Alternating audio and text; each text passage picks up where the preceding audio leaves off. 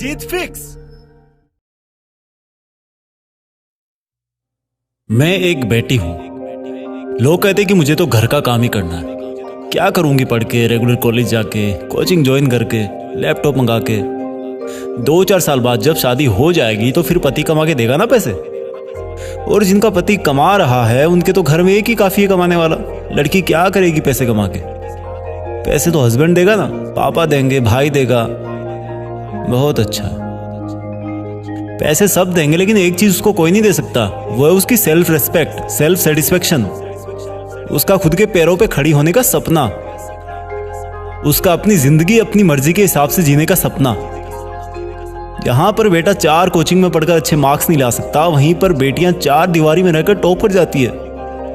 कितनी मुश्किलें आती है बेटियों को 4 दीवारों से चांद सितारों तक जाने में।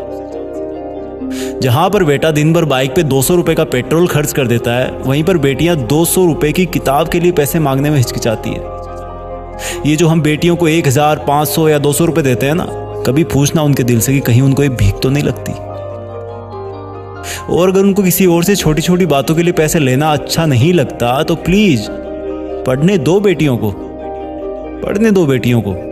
जब हम लड़के पूरी उम्र भर 1000, 500 या 200 रुपए में गुजारा नहीं कर सकते, वो भी खुद के घर में, तो सोचो बेटियां कैसे बिना अपने पैरों पे खड़ी हुई जिंदगी भर पराए घर में जाकर के हफ्ते तो हफ्ते में मिलने वाले 1000, 500, 200 रुपए से गुजारा कर सकती है। दिल पसीजा ना।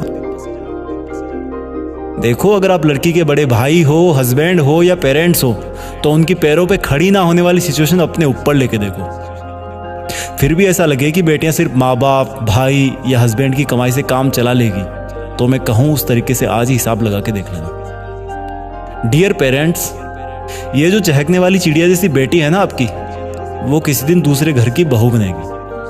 और वो वहां जाने के बाद आपको अपनी प्रॉब्लम कभी नहीं बताएगी, क्योंकि वो आपको रुलाना नहीं चाहती।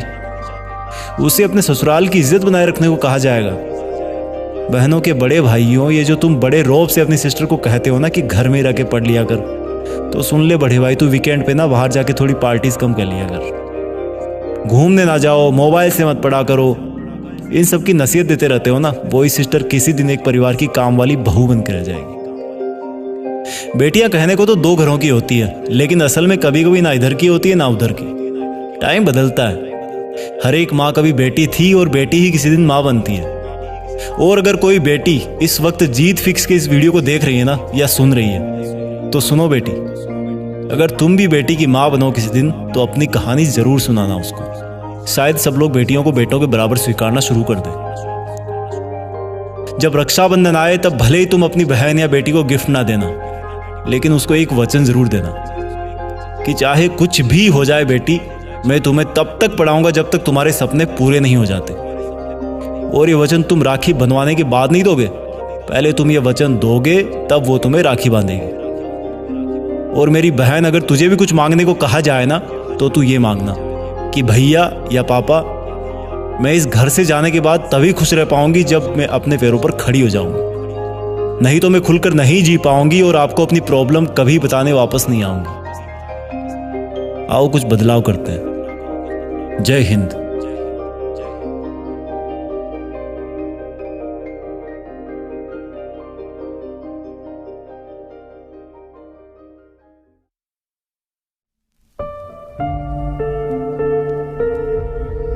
जीत फिक्स।